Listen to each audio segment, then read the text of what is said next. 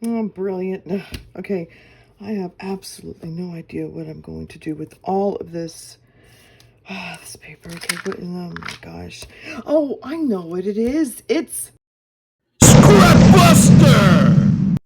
Hello everyone, this is Bernice from the Napping Mouse. In today's video, I want to show you how to create these beautiful pieces here from using your scraps that you have, extra paper, extra buttons, extra yarn, ribbons, that sort of stuff.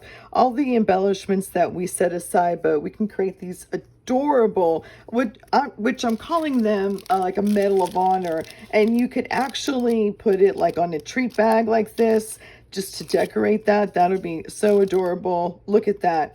Or another thing that you can do, oh, here's the other treat bag. So people who order from me, I give them a small gift, and so I'm going to be putting these on those gifts right there. Or you can actually put it in your journal. So this is the one that we've been creating for a few weeks now. And so I've added them to the journal here that I've created. And I just think they look absolutely amazing. So, and then I'll show you how I created this here, okay?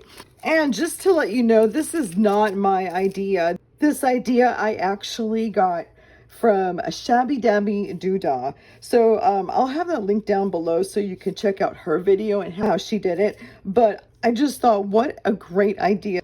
I was really inspired to create these and use up my scraps, and then also have them for decoration for the future, for like, you know, quick gifts that I needed to give, or just add some extra pizzazz to my journals. Okay, grab your favorite drink and let's get started.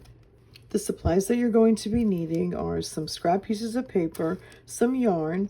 I've got 3 different kinds here. Some kind of embellishments, decoration, like these over here that I had bought from the dollar store. And this is from Crafter Square. They're faux wax seals here that I purchased from the Dollar Tree. And then also, or you can use some vintage buttons if you have, or anything else that you have. Okay, let's get started.